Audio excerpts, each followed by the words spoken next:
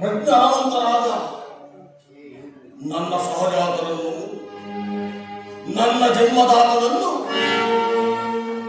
ಬಸಿಲಿಂದು ಬಾಯಾಗಿ ಬರಿದಾಗ ಕ್ರೂರ ವ್ಯಾಘ್ರನ ಹಸಿದ ಹೊಟ್ಟೆಗೆ ತಳ್ಳಿ ಹಿಂಸಿಸಿ ಹಿಂಸಿಸಿ ಬೆಂಡಾದ ಕಂಬೆಗಳಂತೆ ಮಾಡಿ ನರಳಿ ನರಳಿ ಸತ್ತರು ನನ್ನ ಸಹೋದರರು. ನರಳಿ ನರಳಿ ಸತ್ತರು ನನ್ನ ಸಹೋದರರು. ಎಂದೂ ಕಾಣದ ಕತ್ತಲೆಯಲ್ಲಿ ಕಸುವಿರುವ ಕಳ್ಳರಂತೆ ಸೆಳೆದು ತಂದು ಕಾರಾಗೃಹದಲ್ಲಿರಿಸಿ ಕಪ್ಪು ಮುಷ್ಟಿಯ ಹಣ್ಣವನ್ನಿರಿಸಿ ಕರಡಿತಲ್ಲಾಗಿ ಕಾದ ಕಬ್ಬಿಣದ ಸಲಾಕೆಯಾಗಿ ಕೌರವ ಕುಲವನ್ನು ನಾಶಪಡಿಸುವುದಾಗಿ ಅಂದು ನನ್ನಪ್ಪನಿಗಿತ್ತ ವಚನ ಮರೆಯಲಾಗೀತಿ. ಮರೆಯಲಾಗದು.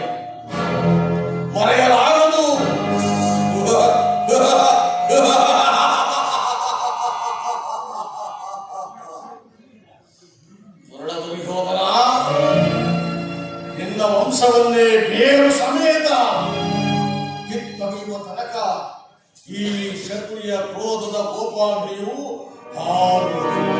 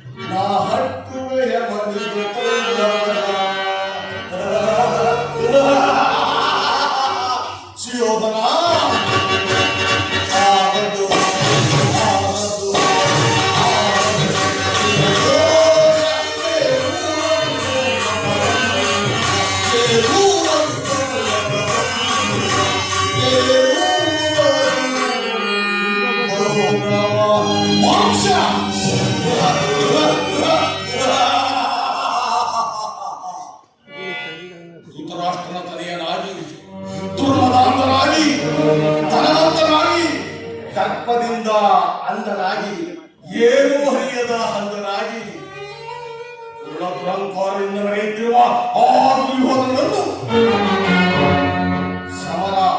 ಸಮರ ಸಹಾಯಕ್ಕಾಗಿ ಯುಗ ಪುರುಷನಾದ ಶ್ರೀಕೃಷ್ಣ ಪರಮಾತ್ಮನಿಗೆ ಕಳುಹಿಸಿ ಕ್ರೋಧದ ಕವಲಿಡಿದು ಕುಂತಿ ಕುಮಾರ ಕ್ರೋಧಾಗ್ನಿಯ ಕುಂಡದಲ್ಲಿ ಬೆಳಲಿ ಬಸವಳಿದು ಬೆಂಡಾಗಿ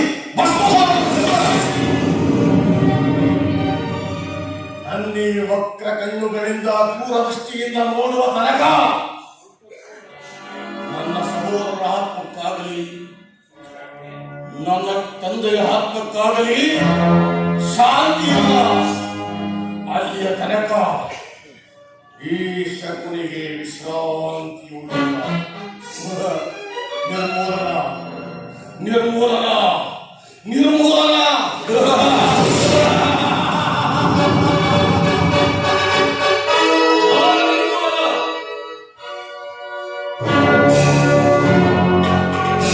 ಯಾರಿಗೆ, ಯಾವಾಗ, ಹೇಗೆ ಬಾವ? ಕೌಂತೆಯರಿಗೆ ನಿರ್ಮೂಲನ ನಿನ್ನಿಂದ, ಸಮರದಲ್ಲಿ ನಿನ್ನ ಸ್ವಾಭಿಮಾನದ ಭಾವಾಗ್ನಿಯಿಂದ. ಅದಕ್ಕಿಂತ ಸಮಯ ಕೂಡಿ ಬರಲಿಲ್ಲವಲ್ಲ ಮಾವ.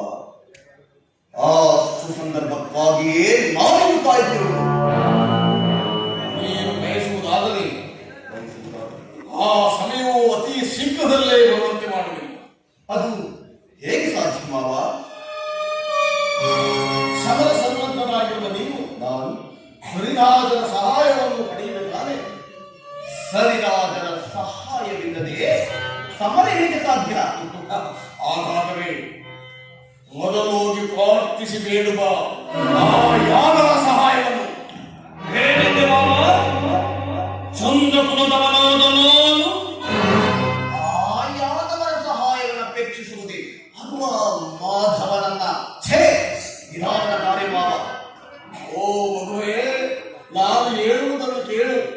ಕ್ಷತ್ರಿಯನಾದವನಿಗೆ ರಾಜ್ಯವಾಳುವ ಹಂಬಲವಿದ್ದರೆ ಬೆಂಬಲಕ್ಕೆ ಯಾದವರಾದರೇನು, ಮಾನವನಾದರೇನು?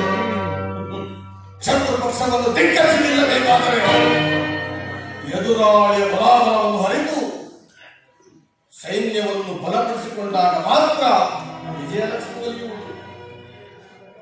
ತಿಳಿಯಿತೆ?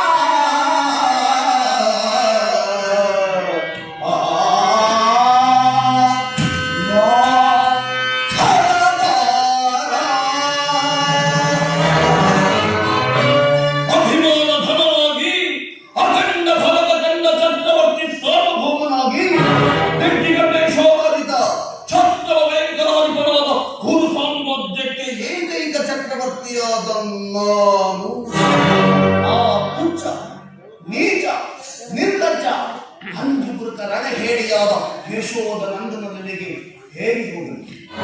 ಹೇಗೆ ಖರ್ಚಾಗ್ಲಿ ಬಾಬಾ? ಭಾರತ ನೀಗಿಸಿ ದೀನವನ್ನು ಪರಿಪಾಲಿಸುವ ಈ ಧನವಂತ ದುರ್ಯೋಧನನು ಆತ್ಮಶುದ್ಧ ಶಿಶುಪಾಲಕನ ಮನೆಯ ಬಾಗಿಲಲ್ಲಿ ನಿಂತು ಸಹಾಯವನ್ನು ಅಪೇಕ್ಷಿಸುವುದು ನನಗೆ ತರಲಿ. ಇಲ್ಲ ಇಲ್ಲ ಮಾವ, ಇದು ಆಳ ಕಾರ್ಯ. ಓ ಮಗುವೆ, ನಿನ್ನಿಂದಾಗದ ಅಸಾಧ್ಯವಾದ ಕಾರ್ಯವಾಗುವುದು. ಸ್ವಾಭಿಮಾನವನ್ನು ಬಿಟ್ಟು ನಾನು ಹೇಳುವುದನ್ನು ಕೇಳು. ಹೇಳು ಮಾವ. ಆತನಿಂದ ಆ ಕೃಷ್ಣನಿಂದ ನಿನಗೆ ಸಹಾಯವಾಗುತ್ತಿದ್ದರೂ ನಿನ್ನನ್ನು ಗದಾ ಇಟ್ಟ ನೈಪುಣ್ಯನನ್ನಾಗಿ ಮಾಡಿರುವ ನಿನ್ನ ಪ್ರಿಯ ಗುರುವಾದ ಬಲರಾಮ ದೇವನಿಲ್ಲವೇ ಆತನನ್ನೇ ಪ್ರಾರ್ಥಿಸು. ಶಿಷ್ಯ ಕೇಳಿದರೆ ಗುರು ಇಲ್ಲ ಎನ್ನುವರೆ ಫಲಾಫಲ ಪರಮಾತ್ಮನದು.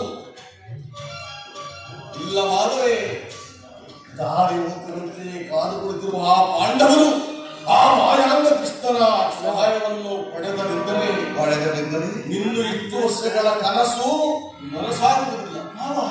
ಹೌದು, ಈಗಲೇ ಗುಪ್ತವಾಗಿ ಹೋಗಿ ಶೀಘ್ರವಾಗಿ ಯಾದವರನ್ನು ಈ ಚಂದ್ರಕುಲದೊಂದಿಗೆ ಬೆಂಬಲಿಸುವಂತೆ ಬೇಡುವ. ಆಗಲಿ ಮಾವ.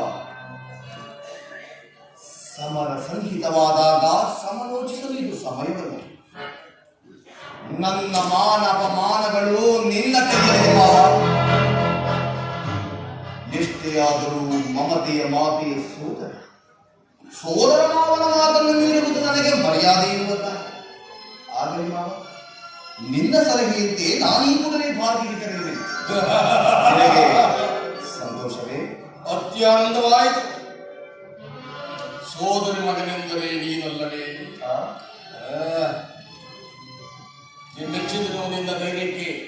ಈಗಲೇ ಹೋಗಿ ಸಹಾಯವನ್ನು ಬೇಡಿ ಬಾ.